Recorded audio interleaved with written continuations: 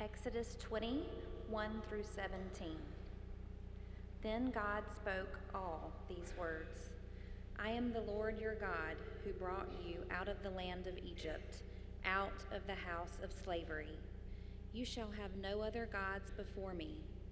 You shall not make for yourself an idol, whether in the form of anything that is in heaven above, or that is on the earth beneath, or that is in the water under the earth. You shall not bow down to them or worship them, for I, the Lord your God, am a jealous God, punishing children for the iniquity of parents, to the third and fourth generation of those who reject me, but showing steadfast love to the thousandth generation of those who love me and keep my commandments. You shall not make wrongful use of the Lord of the name your God, for the Lord will not acquit anyone who misuses his name. Remember the Sabbath and keep it holy. 6 days you shall labor and do all your work, but the seventh day is a Sabbath day to the Lord your God. You shall not do any work, you, your son or your daughter, your male or female slave, your livestock, or the alien resident in your towns. For in 6 days the Lord made the heaven and the earth, the sea, and all that is in them, but rested the seventh day. Therefore the Lord blessed the Sabbath and consecrated it. Honor your father and mother, so that your days may be long in the land that the Lord your God is giving you. You shall not murder. You shall not commit adultery. You shall not steal. You shall not bear false witness against your neighbor. You shall not covet your neighbor's house. You shall not covet your neighbor's wife, or male or female slave, or ox or donkey, or anything that belongs to your neighbor. Our New Testament lesson comes from the Gospel according to Mark, the 7th chapter, verses 17 through 23. Mark 7:17 through 23. Listen for the word of God.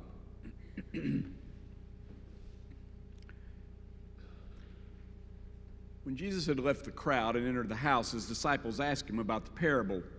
He said to them, "Then do you also fail to understand? Do you not see that whatever goes into a person from outside cannot defile, since it enters not the heart but the stomach, and goes out into the sewer?" Thus he declared all foods clean. And he said, "It is what comes out of a person that defiles, for it is from within, from the human heart, that evil intentions come. Fornication, theft, murder, adultery, avarice, wickedness, deceitfulness, licentiousness, envy, slander, pride, folly. All these evil things come from within, and they defile a person."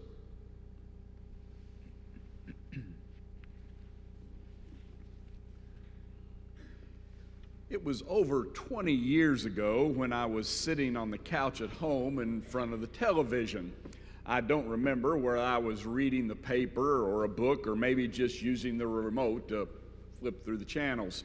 However it occurred, I found myself watching a show entitled The Lifestyles of the Rich and Famous. The series aired in syndication from 1984 to 1995. Hosted by Robin Leach, it displayed the extravagant lifestyles of wealthy athletes, movie stars, and business bigwigs. Giving tours of their lavish residences, boats, cars, and second, third, and fourth homes, it provided a glimpse into a way of living most of us struggle to conceive.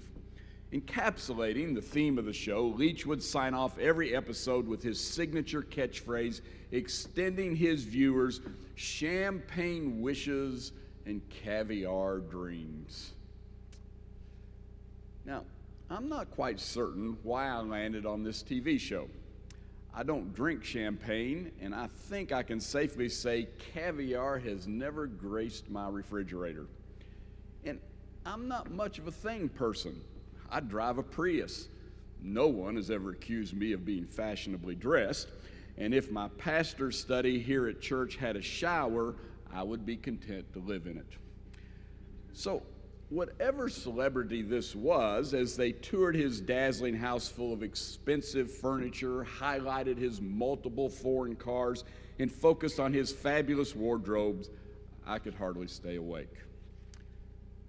But then they noted how this captain of industry liked to travel in style.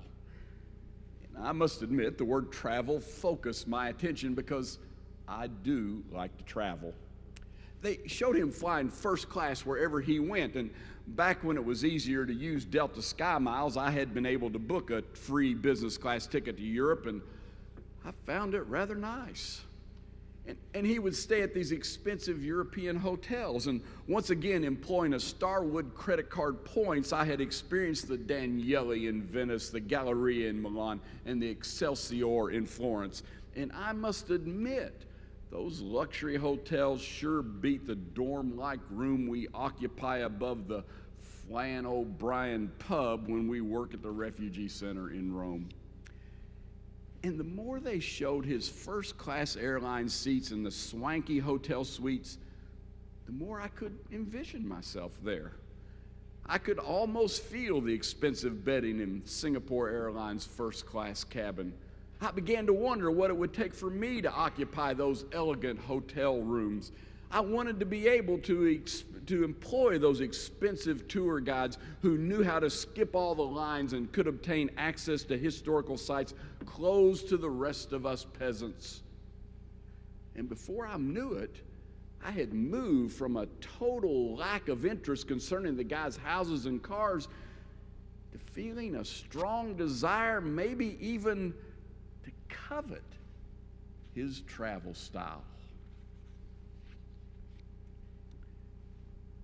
You shall not covet your neighbor's house. You shall not covet your neighbor's wife, or male or female slave, or ox or donkey, or anything that belongs to your neighbor.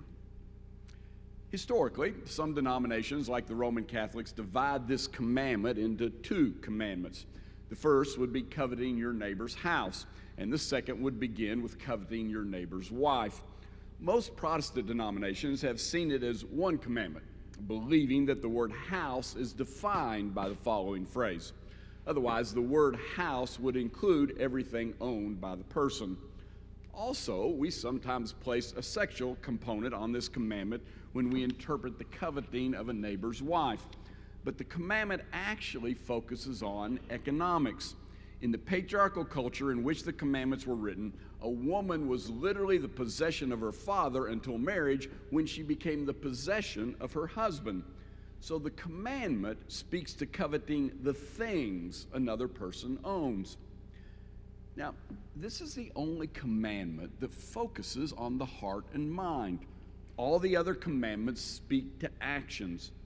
But coveting is an emotion, a desire that left unchecked can become an action.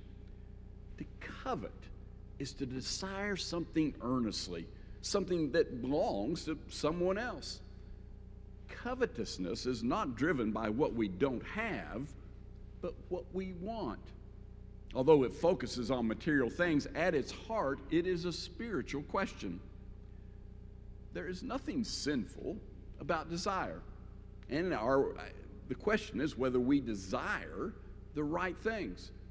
And are we satisfied when our needs are met? Coveting, brooding on what we do not possess, can make us spiritually sick. Joseph Heller, author of the book Catch-22, was once told about a hedge fund manager who had made more money that very day than he had earned from all his books combined. And Heller replied, "Then I have something he will never have. Enough." To covet is to believe we never have enough.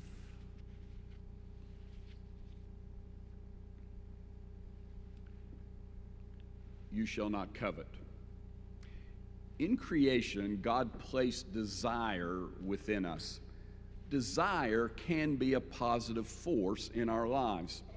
We can desire a spouse, children, a home, good health, or that Clemson keeps winning. God wants to foster within us the desire for truth, righteousness, justice, generosity. But like all good things, desire can take a further step into coveting. Coveting can drive us to inappropriate action to procure what we want. But even if we do not take action, coveting imprisons us within our desires. Coveting leads us to false assumptions such as more is better, or that physical things can cure spiritual problems. The commandment speaks against an unrestrained consumerism whose only desire is to consume. The ancient Stoics had a saying which read, "If you want to make a man happy, add not to his possessions, but take away from his desires." Contentment is not found outside of us, but inside of us. Covetousness blinds us to the blessings we already enjoy. Remember Eve in the Garden of Eden? She could have every single thing in the garden except for one, the fruit from the tree of the knowledge of good and evil. But unwilling to be satisfied with the bounty at her disposal, she began to covet the fruit of the forbidden tree. And her coveting led to action that landed her and all the rest of us outside of the garden. Human beings were created to desire God. As Augustine writes in his Confessions, "You have made us for yourself, O Lord, and our heart is restless until it rests in you." When we desire something other than God, it creates chaos in our lives and in the lives of others.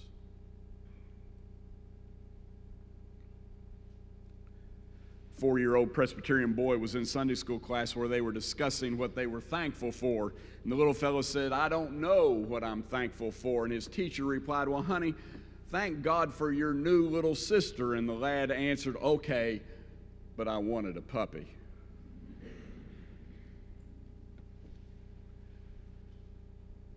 Coveting is being certain that owning something else will make everything better.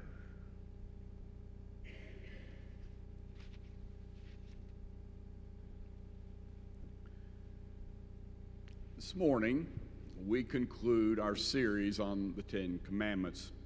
One of the most important elements of this study is acknowledging the communal nature of the commandments. At their heart, they tell us how we can live together in peace and harmony. Though focused on individual obedience, when we break a commandment, we harm not just ourselves, but our families, our neighbors, our communities. Forsaking the commandments rends not only the fabric of society, but God's creation. This is one of the reasons that a person never gets away with breaking a commandment. Even if no other human being has knowledge of our actions, we know. And all the God-given emotions and thought processes within us will rebel at this abrogation of how we were created to live. Most of us view the Ten Commandments as a list of thou shalt nots, but they are not constructed to be a blueprint for a finger-pointing guilt. Rather, they are a guide to joyful living. In plain language, they tell us how our Creator made us to live what will bring joy and prosperity to our lives. This information, combined with the knowledge that a loving God will forgive us when we break a commandment and let us begin again fresh and clean, illustrates and confirms a God who loves us, cares for us, and wants the best for us.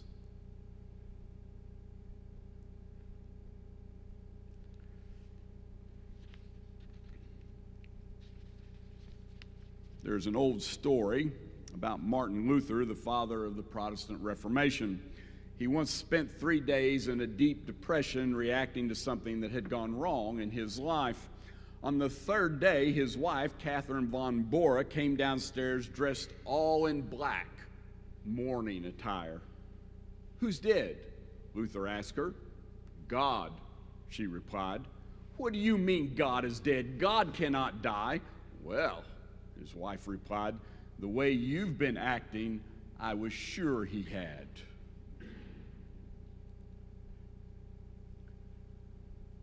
Breaking the commandments will lead to consequences that make it feel like God is dead. But our God stands ready to forgive us, heal us, and lead us down a different path.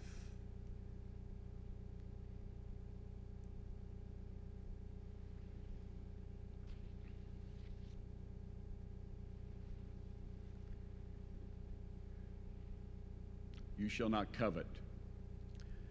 Thoughts and desires lead to action. This is a good thing when we direct our hearts and minds to contemplate the things of God. We are motivated to seek justice for the oppressed, food for the hungry, righteousness in our own lives. But thoughts that move from gratitude to concentrating on what we do not have will lead to coveting what others possess. We become blinded by the desire for things we do not own.